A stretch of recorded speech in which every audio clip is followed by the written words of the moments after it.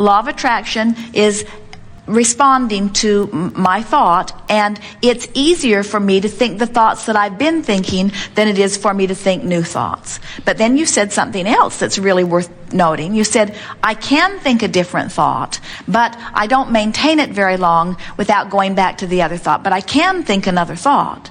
So now you want to just soothe yourself a little further by saying, well, I can think another thought, and while I don't always maintain the new thought, I do have the ability to think another thought, so I guess I could just try to think it more often, and maybe I'm hoping that as I think the new thought, that the new thought will get a foothold and it will become easier and easier to think. And I'm willing to watch for evidence of that. And maybe if I don't take the thoughts that I have the most habit of thinking and try to change them, maybe if I just reach for some new thoughts, I can show myself that I do have the ability to think new thoughts, and then gradually I can tiptoe into changing some thoughts. But mostly I'm doing pretty good, and while I could do better, I'm not really unhappy with how I'm doing, and I am working to think thoughts that feel a little better. And you see what we're doing?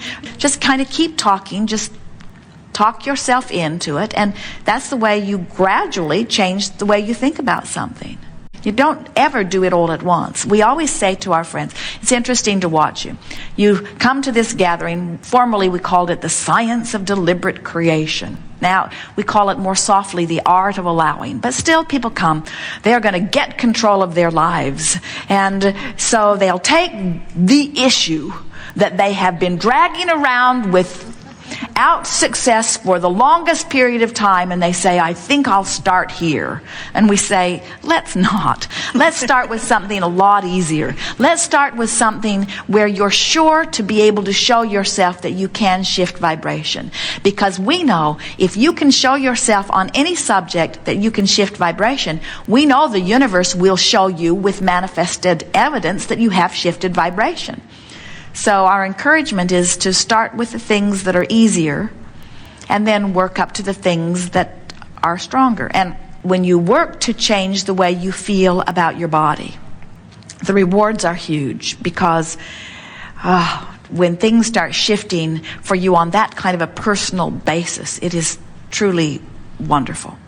But it's also the hardest place to start, because you have the strongest habits of thought about your body that you do about anything, because you've been observing your body and responding to the way your body feels and looks and bees, and responding to the way others respond to it. And so while it is the most rewarding topic to work on, and ultimately the most satisfying topic to work on, it is also not the first place to start.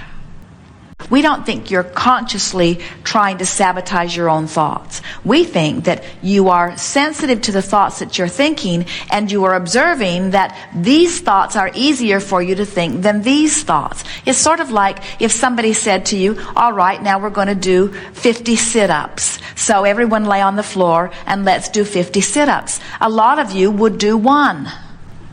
Okay. A lot of you would do one, and then you would lie down and hope nobody noticed that you weren't doing any more. And it isn't because you didn't think about doing them, and it isn't because you couldn't make the effort to do them. Okay. It's just that you don't want to do them all that much, and it's not easy for you to do it all that much, and frankly, it's easier for you to just lay on the floor than to do the sit-ups. And this is not different from that. These are sort of like mental sit-ups. It's just easier to think the thought that you've already trained yourself to think, because you've already got that vibration activated within you. So that's the vibration that's flowing. It's sort of like a train that's moving 100 miles an hour in that direction. It's easier for it to continue to move 100 miles an hour in that direction than it is to begin instantly moving 100 miles an hour in that direction, or even for it to stop moving at all. There is a momentum factor. Even if all of the energy was cut from it, even if the fuel stopped and the engine was turned off, still that momentum is in place. And it's the same sort of thing with the vibrational momentum. So we want you to begin today to try to not beat up on yourself about that, because what you said to us, and we don't think it's true, and we want you to know that we don't think it's true. You said, I deliberately sabotage myself. And we would rather say, law of attraction keeps my thoughts moving in the direction that they have been moving, and it will take me a little effort to change the direction of those thoughts. And I'm willing to do it, and I'm capable of doing it. Can you feel how much softer that feels? There's so much less resistance in that, you see. And we can understand how you would come to that conclusion. It's also the reason that we started the way we did today, when we say, when you've been scattering your thoughts without knowing you're doing it, and therefore not getting the results, therefore you conclude, I'm not capable of doing this. So you haven't given what you're coming to know a chance to succeed yet. And that's why we try to make the distinction here today between the action journey and the emotional journey, because you have not made the emotional journey. As Jerry and Esther drive across the desert from Phoenix to San Diego, they understand the journey. So it's easy to stay focused in the right direction and to accomplish it, even though most of that 400-mile journey, they're not where they want to be. They're in the desert. They want to be in San Diego, but they're in the desert. But they don't feel disheartened and they don't feel discouraged, because they know that they're going to be where they want to be. And so they keep faith, they keep focused, they keep the direction, they keep moving in the right direction, and they have the manifestation that they're reaching for, you see.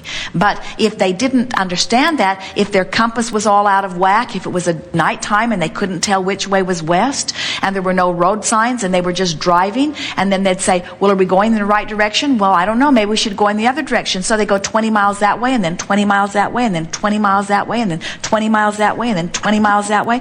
In time, they'd say, we're going to be old and dead before we even get to San Diego. I don't think I have enough life left to get to where I want to go. And we say, when you get focused and faced in the right direction, you're going to get there, you see. But how are you going to know? How do you know that you're moving in the right direction? Because the thought feels good. It's a thought that I like me, and it's a thought that it's going to be all right, and it's a thought that I'm not bad, and it's a thought that I have not wasted my life. Those are the beginning of turning the negative thought to the positive thought. I can do this, and I don't have to do it all at once, and I'm going to figure this out. And I know there's other people that have been right where I am that have figured it out, and I don't need to take the same path that anybody else has taken, and I can make myself feel better. And I feel good a lot of the time right where I am. And I'm not unhappy with myself. I love myself in so many ways. And I'm going to love myself even more as I get more into vibrational alignment with what I'm wanting. And I have a good body. I have a responsive body. I've got all of these cells. I adore my body in so many ways. I love my mind, and I love my skin, and I love my muscles, and I love my bones, and I love my eyes. I love my nose. I love my ears. I love this body. This is a good body, and this body will become that which I want it to be. And I understand that my body is responding to the image that I've picked up on it. And I don't know exactly how I formulated this image, but I do accept that the image that I've formulated, that the way I feel about my body, is the way it's now showing itself to me. And I believe that I can gradually change this image, not all at once. I wouldn't want to change it all at once. If I could change the image all at once and my body would drastically change, it would be hard on my body. I want to lovingly evolve this body so that it matches the image that I have. And those glimpses of myself in my body feeling good and looking good, I'm going to encourage them. I'm going to think them as much as I can, and I'm going to look at other beautiful people, and I'm going to enjoy the beauty of them, and I'm going to expect good things to come to me, and I'm just going to do it gradually and softly and easily and joyfully. Not because I want Decatur, Indiana to fix my motor coach when I get there, but because it feels better to think this thought now. I can be fat and happy, or I can be fat and unhappy. And I can be on my way to slender and happy, or on my way to slender and unhappy.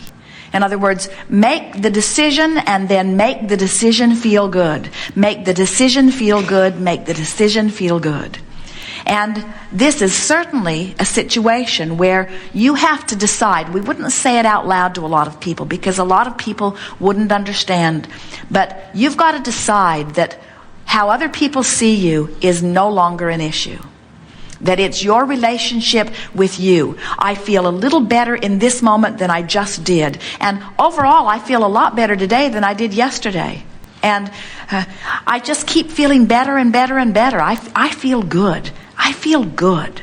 We want you to be comfortable with yourself. We want you to like yourself. And we want to announce to you and everybody else, you're a work in progress, you're a work in progress, you are incomplete, incomplete, incomplete, incomplete, incomplete. So to announce yourself as finished, and that's sort of what you're doing. Here I am, and this is where I am, and I'm afraid that this is where I will always be right up to my death. Well, this isn't who you will be right up until your death. You're a changing being. But you know what? You're changing to something that appears to be the same over and over. Things are always changing. They can change to the new image. If you want them to, they can. And so we don't want you to change to a new image because we disapprove of your image. We want you to change to a new image because the image that you found feels better to you than the image that you have. And we want you to feel the power of watching your body respond. Esther had a really interesting experience, and we're going to announce it to you at the same time that we announce it to Jerry. And maybe Esther will hear it, and maybe she won't. We'll decide later about how much she hears about this. But an interesting thing happened to Esther. She bought some elastic sort of pants, jeans. And they fit her when she bought them. And then during the first week that she had them, she continued to lose a little weight. So they got big on her right away. But because of the elastic nature of them, the pants got bigger and bigger. But Esther thought she was shrinking. And so guess what? She did. In other words, her pants, don't tell her.